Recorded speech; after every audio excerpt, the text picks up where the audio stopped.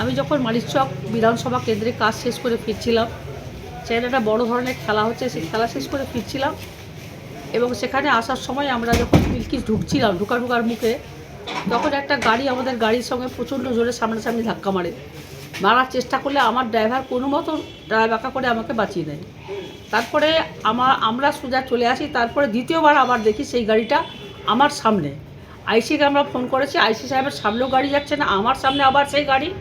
আমি যেখানে ওরা গাড়ি স্লো করছে এবং আমাকে ওরা প্রাণে মারার মানে একটা পরিকল্পনা তারা নিয়েছিল এবং আমার গাড়ির সঙ্গে ওরা স্লো করছে, যেটা আমাকে প্রথম ধাক্কা মেরেছিল।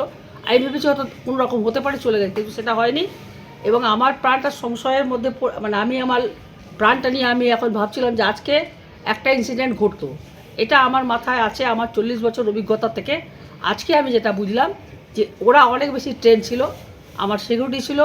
আমি দাঁড়া আইসিকে বলি এবং তৎক্ষণাৎ আমি আমার গাড়ি ওর গাড়ি যখন আমার গাড়ির সামনে দেখি, ফিরে গিয়ে আমি আবার নিজের এলাকার দিকে আমার থানার দিকে চলে যাই।